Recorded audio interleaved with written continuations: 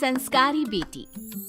शालिनी की उम्र लगभग 28 साल की हो चुकी थी, लेकिन अभी तक उसकी शादी नहीं हुई थी। शालिनी के मम्मी पापा सरला और महेश जी ने कभी उसकी शादी के लिए कुछ ज्यादा कोशिश भी नहीं की। शाली मन ही मन चाहती थी कि दूसरी सहेलियों की तरह उसका भी घर बस जाए, लेकिन वो अपने मम्मी पापा से ये बात कहती भी तो कैसे कहती। माँ जानती है, मेरी सहेली है ना शीतल, उससे बेटी हुई है, बड़ी प्यारी बच्ची है उसकी। अरे ये तो बहुत अच्छी बात है।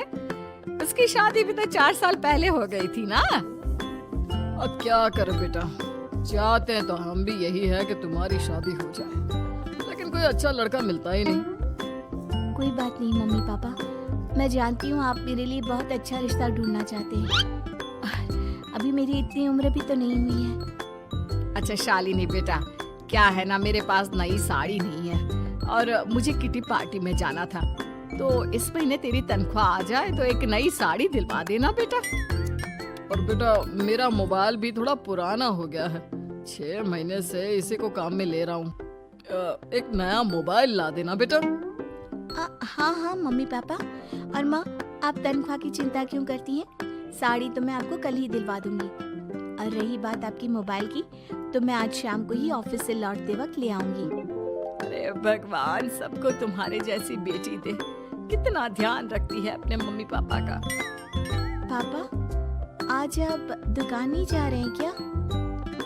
वो क्या है ना बेटा, मेरे सर में जरा दर्द हो रहा है, इसलिए आज दुकान जाने का मन नहीं है। पापा दवाई ले लीजिए और अगर हो सके तो चले जाइए। इस तरह दुकान बंद रहेगी तो ग्राहक आना बंद कर देंगे ना।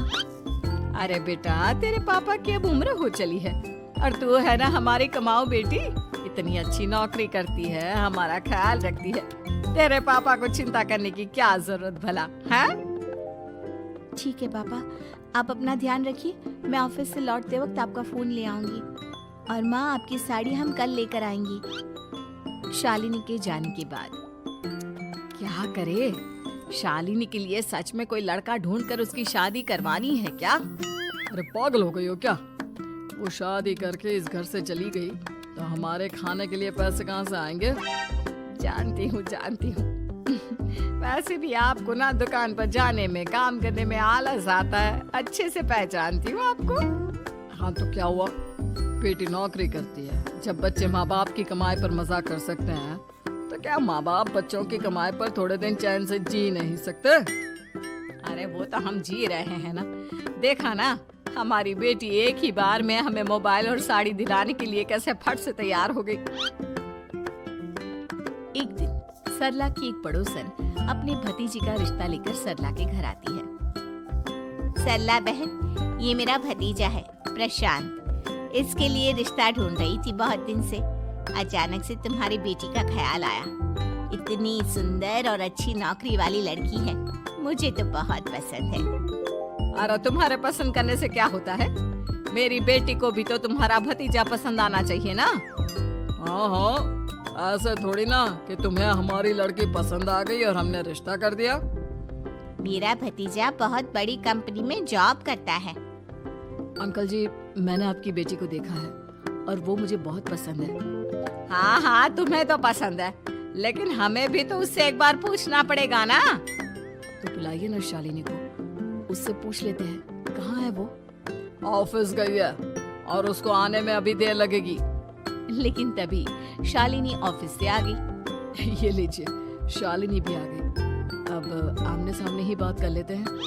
आओ आओ शालिनी बेटा, इससे मिलो। मेरा भतीजा प्रशांत प्राइवेट कंपनी में अच्छी जॉब करता है। अब बेटा तुम्हें ये लड़का पसंद है क्या? देखो बेटा, सोच समझ कर हाँ करना, तुम्हारे ऊपर कोई जबरदस्ती नहीं है। मम्मी पापा, प्रशांत की जॉब और उसकी बातें सुनकर मुझे तो काफी अच्छा लगा। मैं उससे शादी करने के लिए तैयार हूँ। ये लो, सारा मामला यहीं के यहीं निपट गया। लड़का और लड़की राजी हैं, तो अब हमें क्या। सरला की पड़ोसन और प्रशांत वहाँ से चले जाते हैं। अगले दिन, क्या हुआ मम्मी पापा, आप इतने उदास क्यों लग रहे हैं? वो क्या है ना बेटा, तुमने शादी के लिए हाँ कर दी उस लड़के के साथ। तो क्या हुआ माँ, उस लड़के में कोई खोट है क्या? आपको वो पसंद नहीं? अरे नहीं नहीं बेटा, जिसमें तुम्हारी खुशी उसमें हमारी खुशी। हमें भी लड़का पसंद है। तो फिर क्या बात है? अगर कुछ भी है तो आप मुझे बता सकते हैं। तुम्हारी माँ ये सोच सोच कर परेशान है कि तुम्हारे बाद हमारा क्या होगा। तुम हमारी इकलौती बेटी हो, हमारा बुढ़ापा कैसे कटेगा। अब बेटा, हम अपने बारे में सोचकर तुम्हें जिंदगी भर शादी करने से रोक तो नहीं सकते ना। जाओ, तुम अपनी जिंदगी में खुश रहो, हमारा क्या है, जैसे तैसे जी लेंगे। हाँ, बात तो सही है बेटा। कैसे भी करके मैं दुकान का काम कर लूंगा। तुम और प्रशांत शादी करके खुश रहो।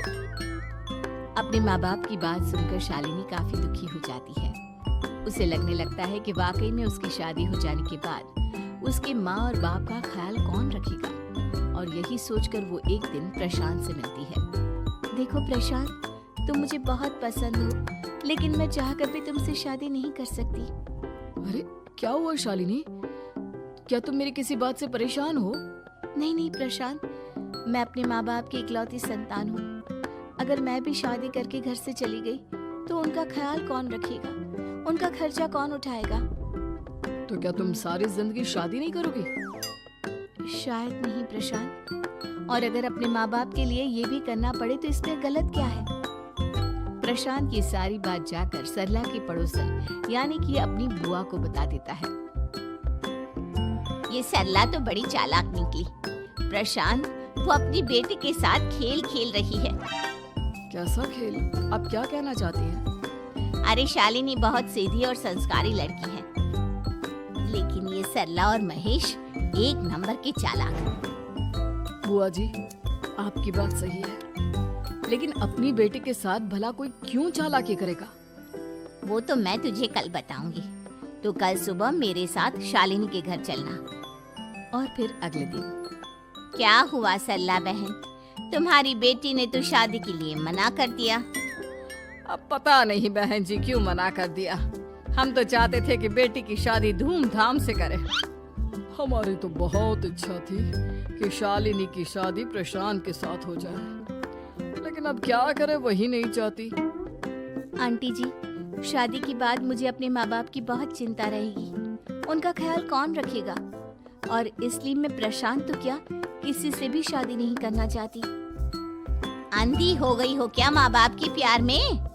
पहले जरा अपने माँ बाप से सच तो पूछ लो।